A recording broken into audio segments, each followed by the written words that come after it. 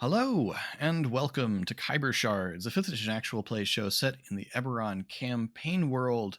It is Friday, and so we are back with a KSA slash Rubble War and Answers, because Eric didn't get to do one of those, so we're going to Yeah. fold them in together. So this was an Ari heavy episode. Yeah. Ari finally getting to do his diplomacy thing. Talking bits. Yeah. Talking about stuff. Yeah, it was I don't fun. know. I How was enjoyed that as far as role playing for you? it was good. I tend to get very like if it's a heat of the moment, like we've stumbled upon somebody, then Ari needs to try to talk them out of a situation. I'm less concerned about that. And also somewhat less concerned when it's me and another player character, like me and Casey doing the Ari Shade thing. I was less concerned. But when it's like I know that we're doing diplomacy stuff and it's me and you talking, I very much like there, for those of you that are unfamiliar with Zencastr's recording platform, there's a nice timer right in the top center of the UI. And so I kind of, when a conversation starts, I'll glance over and be like, okay, that's the timestamp. And I'll glance over and be like, okay, don't like drag this on. Don't like build too much on top of it, because I don't want to force people to just listen to me talk for 20 minutes, but that's just my deal. So yeah. But no, it was a lot of fun getting to interact with Last Sight and then Paula. But to answer your question, no, I mean, I've been really enjoying the idea of Ari getting to talk to the politicians of the city and kind of flex those muscles. And it was interesting because neither of them ended up by the end of the conversation being what I think Ari expected. Mm. Last night started off that way, but then there was a turning point during the conversation where it definitely switched. So yeah, but it was a lot of fun to get to have that back and forth. I enjoy role playing with you, buddy, so it was fun. Yeah, it was. Speaking of that switch, we had a question related to that um, from Chris. Chris wondered, said, it seems like Last Sight referring to the problem the party has with the Dragonmark houses as politics, quote unquote, really struck a nerve with Ari. Do you feel like Ari is being less than charitable? Last Sight's statement. Did you play Ari that way because you agree that Last Sight was being flippant and dismissive? This is a situation where um, I didn't really I didn't think a whole lot about how Ari would interpret that. That was very much an Eric going, "Oh, screw this guy then." Because Sure. Ari just laid out what the conflict is, and then him to go, politics, and it's like, oh, okay. So that, admittedly, that was very much Eric injecting into the narrative Ari's feelings of yeah, um, not being a fan of Last Sight. And I think it's not incongruous with how I presented Ari up to this point, so I think it's fine. Yeah. But yeah, and yeah, it's interesting because I think there are ways he could have worded that sentiment to not have such a to strike such a nerve. But just that combination of the way he structured the sentence, or I guess the way you, Philip, structured the sentence as him, Sure. yeah, just hit something. So no, you might think that Ari's being less than charitable, Chris or Philip or other viewer, but yeah. Well, and even if we say Ari is being, I mean, okay, so yes, Ari could be more charitable in his reaction to that if he chose to be. But I think in that moment it makes a lot of sense considering where Ari's headspace kind of is in the aftermath of all the conversation with Thora, for Ari to be a little more on edge, and for Ari to be a little more quick to jump on something that but at the same time it was a little dismissive, and I meant Last Sight to be a the way things are works for me. Yeah. And so I'm cool with what you're doing as long as you aren't putting the part of this that works for me in jeopardy.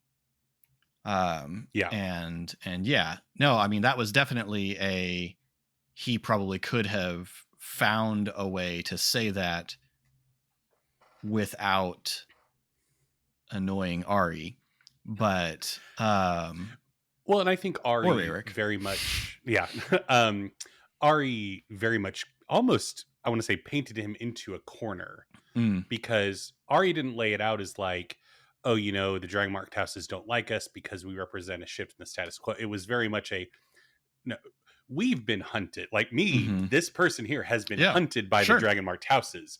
And so I think at that point, what can Last Sight, because Last Sight could lie, which, you know, sure. sure. But and Ari's not going to know because -1 insight modifier. It's true. We've So lost we've lost the insight character for the moment. um but yeah, so I mean that was kind of for me that was very much an Eric reaction to it, but it makes sense with Ari, like you said. With Yeah, Ari's been going through a lot, so yeah. it's been a long But 48 hours. Speaking of that, Chris also asked, how is Ari feeling about Thora since the last time you were on KSA? You mentioned you were speaking about this from his perspective before she called him out in front of everyone. So I'm curious how his perspective has shifted. checking the timestamp real quick. Um, um, Ari feels very strong feelings about Thor right now, and it's not they're not positive. I think Ari is trying to Ari's trying to talk himself back from his feelings because his feelings right Hmm. now are very extreme. Hmm. He feels a lot of betrayal might be the right word. It feels strong, but I am saying that he's having strong beliefs. Yeah, it's very clear that, like I mentioned in the last KSA, Ari thought that there was a level of understanding between him and Thora about how things are going to proceed. Obviously, they were not even reading the same book, much less being on the same Right. page. And so when Thora just threw it out there in front of everybody, that very much felt like a breach of trust to Hmm. Ari of like, hey, I had come to you to express this. You had told me to take it, think on it, and then just the rug gets pulled out from under me without any kind of follow up. And so because in Ari's mind, these conversations could be happening like in very much a, hey, we're still figuring out who we want, but what would it take for you to back House Tarkanan as an entity? Hmm. And I think that's kind of where Ari thought we were going to start building these relationships with the Stormlords as an organization, and then we could figure out who we're going to toss out there as the candidate, for lack of a better way to put it. And so yeah, Ari's considering his options in terms of his relationship with Thora and his place within the city. I don't think he's considering his place within House Tarkanan. Like, he wants to be at the school, he wants to be with Pog and Shade, he wants to be doing the work that they're doing in the city. It's just a question of where does his allegiance, if Ari is going to be forced to have a boss, is he happy with Thora being his boss? Hmm. um, because the relationship, I think, in Ari's mind has shifted between him and Thora to being one of mutual respect, and it feels a lot less equitable, I guess is the best way to put it. Because, like I said in the previous case, Ari thought Thora wanted to run the school. Ari thought that was how Thora wanted to have a positive impact. And then Ari was coming to Thora and being like, hey, I helped you get what you want. Here's what I want. So what can we do? And so now it's become apparent, at least in Ari's mind, that it's not that. It's Thor is here and hierarchically Ari's down here. And that's um, not what Ari signed up for, I guess is the best way to put it. Like, he understood that when Thor said, hey, this isn't going to be a democratic thing, he got that for the school and House Tarkanan and Grimalkin Academy, but not in everything. And he Mm. feels like now the expectation is that Thora feels like she's here and Ari needs to uh, bide his time before he can be on Thora's level. And Ari has a lot of feelings on the notion of biding his time that I would rather let play out in the fiction as soon as it actually comes up. So, Sure. yeah. Very cool. Well, let's finish the Khyber Shards one, and then we can bounce back to the Rebel Yeah. Warren ones that we have.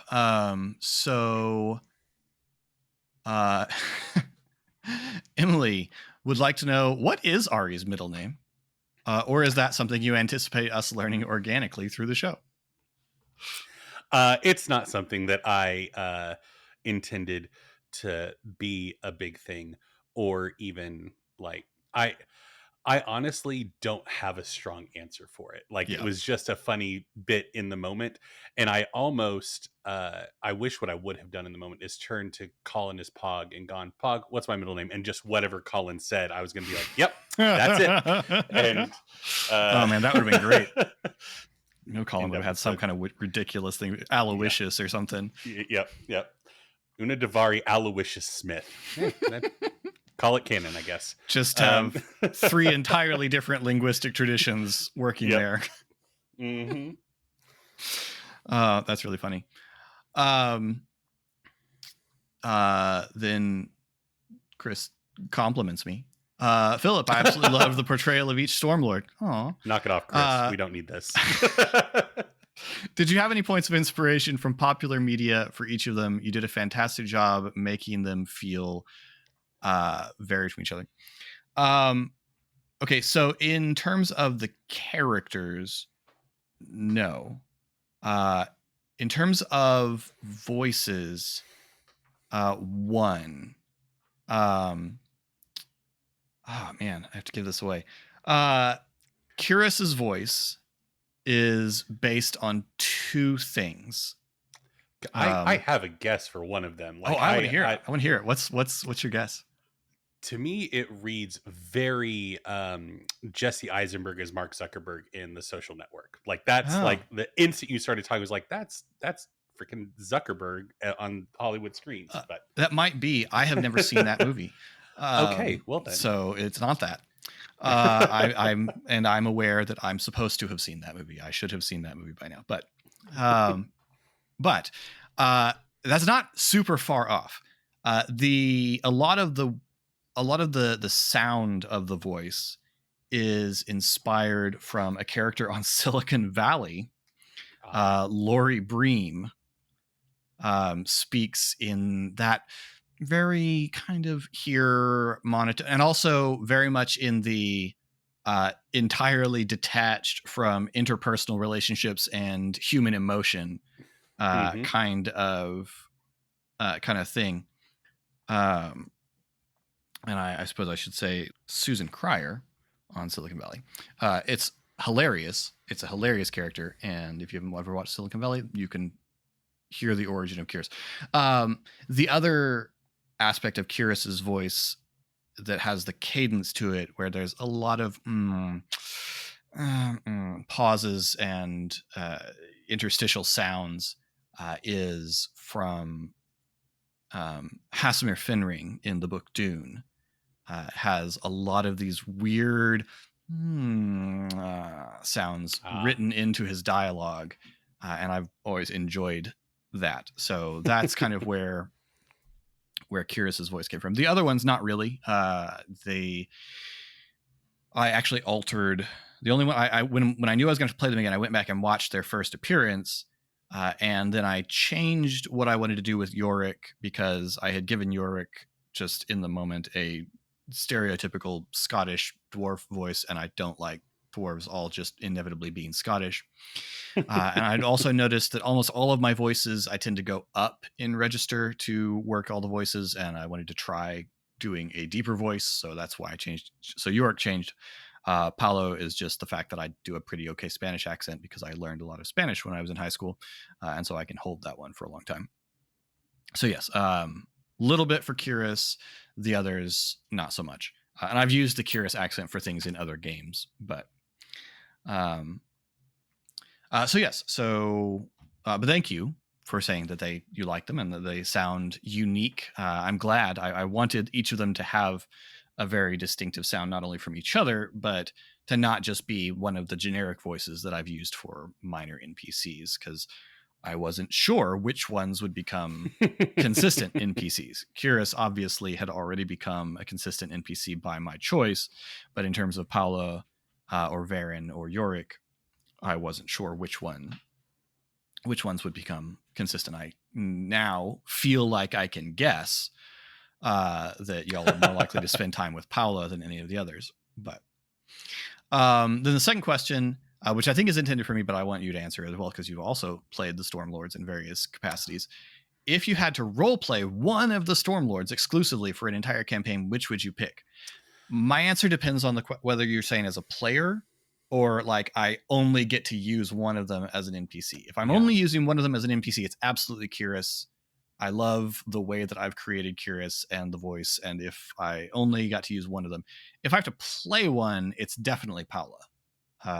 Fencer and Artificer combined, it's like my two favorite things for Eberron in one package. So yes, absolutely, it's Paula if I have to pick just one as a player. But as an NPC, I enjoy Curious because she's just always funny.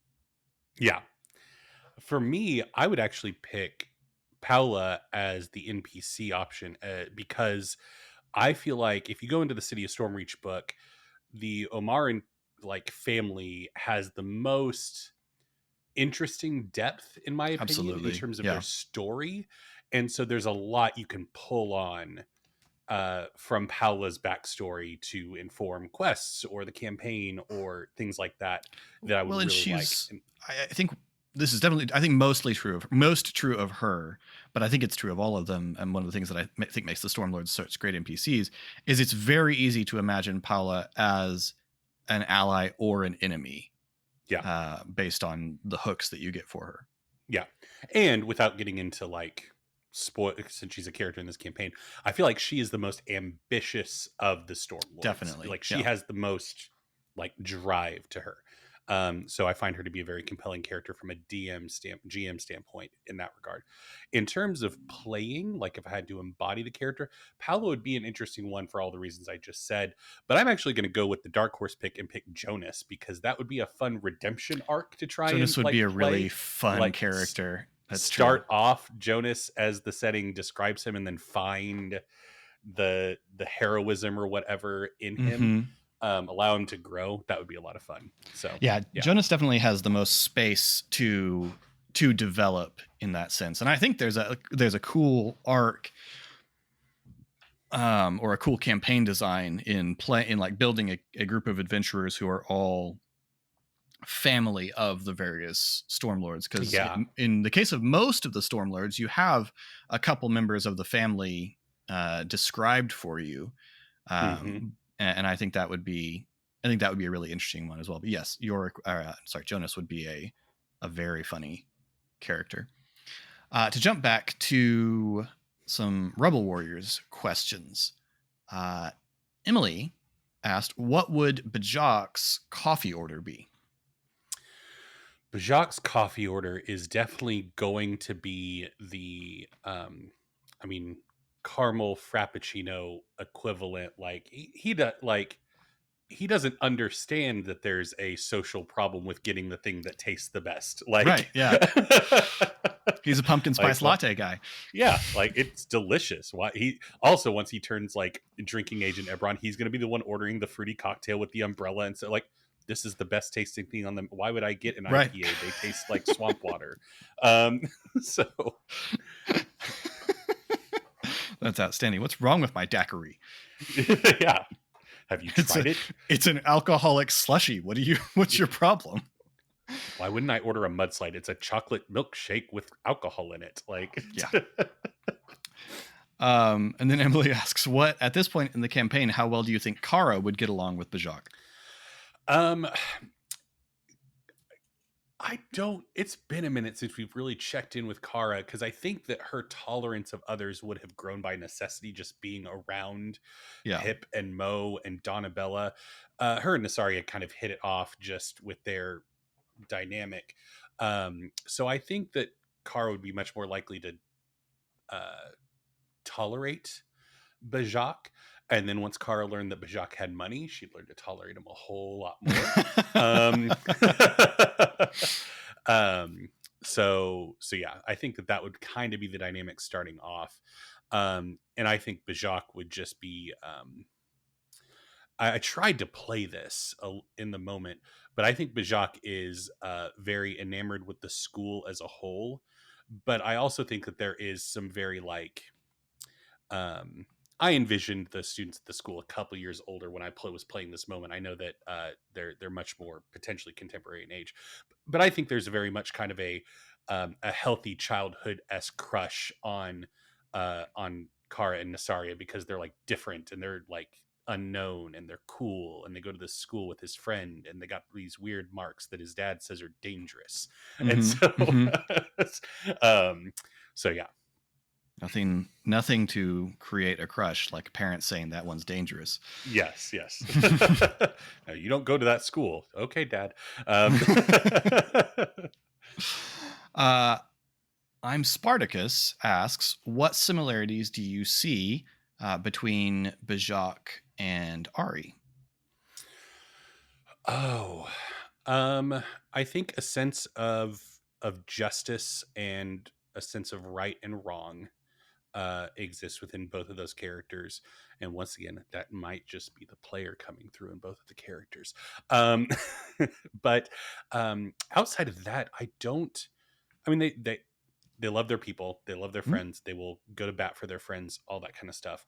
But I think that Bajak is very comfortable with the status quo. Like he's comfortable with the system as it exists because he is in a privileged position as a result of it, and so he doesn't see how it.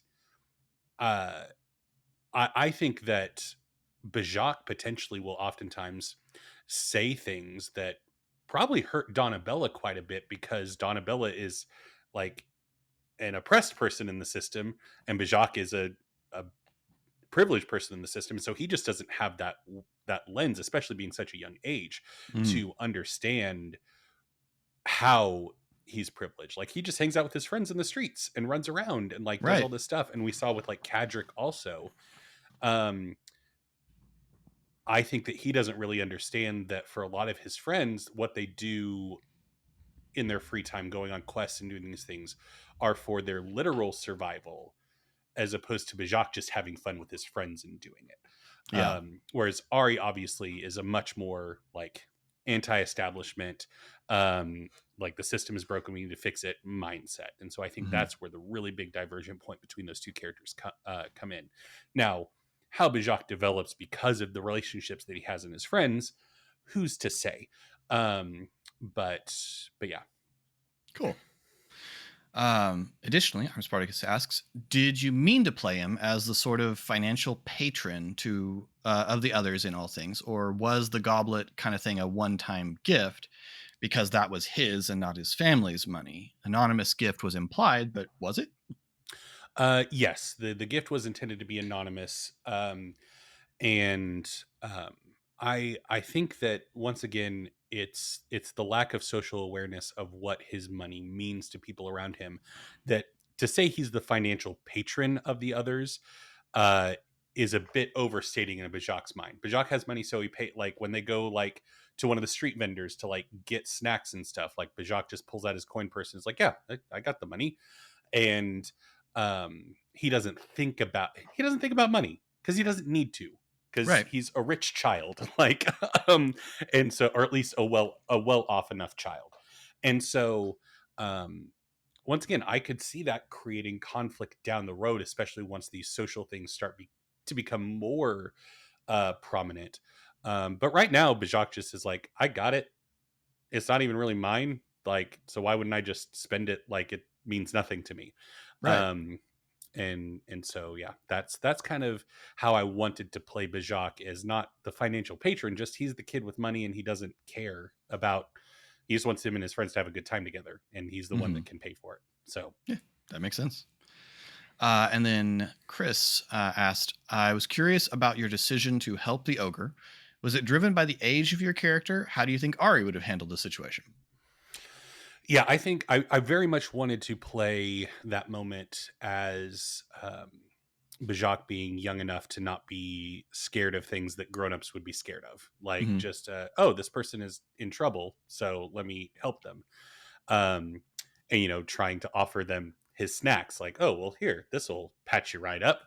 Um whereas I think that Ari probably would have been more, I don't know, probably would have been more cautious just because, ogres can smash you in a second. So, like, maybe make sure that he doesn't want to do that before you help him out of Right. his circumstance. But yeah, I wanted to play kind of that reckless innocence in Bajak of like, no, there's something in trouble, so we help it. And that's what heroes do because we're all heroes. So yeah. Cool. Our last question is a DMing question from Emily. So sometimes as a DM, one will plan out an encounter that, while everyone in the party can interact with it, was really meant for one or two PCs to shine. And then those one or two PCs either can't make it that week or they drop the campaign entirely.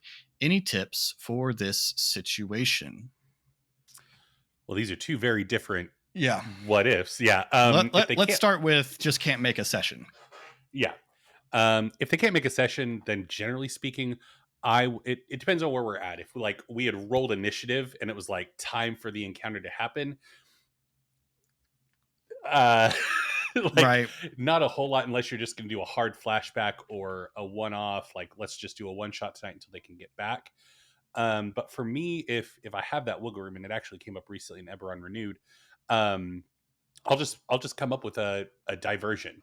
Hmm. Like somebody kicks the door in Sure. that disrupts the party from getting to that thing that I thought we were going to do this session. And so, or in my case, somebody folds the city of Sharn in half, and the players have to deal with that while the player that I wanted to be there is doing stuff. So yeah, that's how I handle it. Is I'll just create a diversion that stalls a week or a session or whatever until that player can come back. Yeah, I would say something similar. I will usually try to find a diversion. My home game has a lot of Feywild interaction, and so it's pretty easy to just have something weird happen that the party has to deal with. Um, if I can't do that, like if as I said we're mid encounter, then I guess it sort of depends on how important to the character the moment is going to be.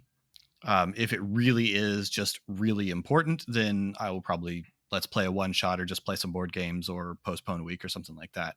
Um, now I'm pretty lucky in that my home game plays pretty consistently every couple weeks, and I know a lot of groups can only get in a game every month or so, and in that case, postponing is a lot more problematic, and so I understand. But with my circumstance in my home game, I can usually afford a postponement if I need to. But if you can't, um, you could always shift the thing about the. I guess it depends on what the thing about the encounter is that you want to shine. You could always shift that if it's we're facing that character's nemesis finally. Then invent a way that they can escape the encounter to fight another day, or um, if it's not that, then sort of shift the focus of the encounter in the moment is sometimes something you can get away with. Yeah, I mean, if the plan was to have a showdown with that player character's nemesis or one or two player characters' nemesis in the encounter, and it's a reveal thing, like they aren't hunting them, like, well, if they haven't seen that nemesis there, a really fun way to pivot with this and make something genuinely surprising and shocking, have one of the other player characters up there, have their nemesis be the one Yeah. that shows up, and then it's like, holy crap, they're working together. That can be a really fun like pivot twist that you can do that I've done before where it's like, okay, this player's not here, so I'll take this player's meaningful NPC and put them here, and then I'll figure out how later. Like, Yeah, and if you so really need the nemesis to escape and you've got a party that's at all heroic, then do the Green Goblin thing and put a bunch of innocents in danger and force the heroes to go deal with that while the bad guy gets away. yep. So yeah, that's kind of some different ways that I might try to take it. Now, if they drop the campaign entirely, you've got an entirely different situation. Yeah. And I guess it depends.